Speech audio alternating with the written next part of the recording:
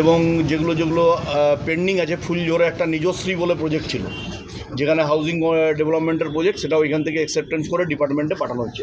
আমরা 22 তারিখ ফাইনালি সিএমের সাথে মিটিংয়ের পর বাকি যা যা রেজুলেশন ফাইনালাইজড হবে, আমি দুর্গাপুরের সংবাদ মাধ্যমকে প্রেস করে আমরা বাকিটা দিয়ে দেবো। পুরসভা সম্প্রসারণের ক্ষেত্রেও আলোচনা হয়েছে এখানে। সেটার ক্ষেত্রে নভেম্বর থেকে ডিসেম্বরের মধ্যে ইলেকশন হবে, আর 43টা ওয়ার্ডের এক্সপান্স হবে।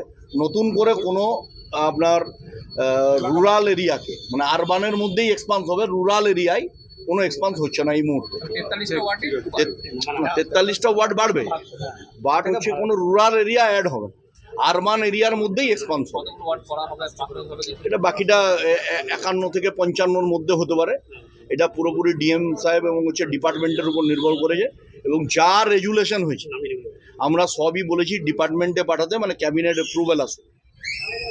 আগের গভর্নমেন্ট যে কাজ পারেনি, যে কাজগুলো পেন্ডিং আছে, সেই কাজের ক্ষেত্রেও বিচার করে, এটা আমাদের এমআইসি ম্যাডামও বললেন আপনাদের, যে একটা কাজের ক্ষেত্রে পিএইচই বা হচ্ছে আপনার অমৃতের লাইন গেছে, সেই লাইনে পাইপ পোড়ার টেন্ডার একজনের, পাইপ লাগানোর টেন্ডার একজনের, ঢালাই করার টেন্ডারের একজনের, ব্ল্যাকটপ রোড করার একজনের, 4টে পার্টিকে দেওয়া হয়েছে।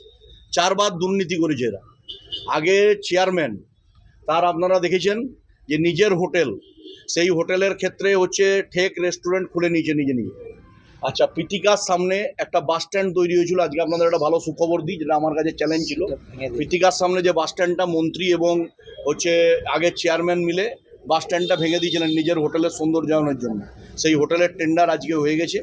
এবং টেন্ডার হওয়ার পরে ওখানে হচ্ছে যে বাস স্ট্যান্ড তৈরি হবে তার মাথায় সোলার প্যানেল লাগানো থাকবে। বাস স্ট্যান্ডে যেখানে আগে মমতা ব্যানার্জির হাসি মুখের ছবি থাকতো, সেখানে ডিজিটাল বোর্ড থাকবে, অ্যাডভার্টাইজমেন্ট থাকবে।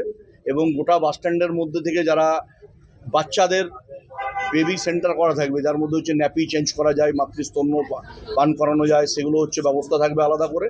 এবং ওখানে অ্যাডভার্টাইজমেন্টের ব্যবস্থা থাকবে।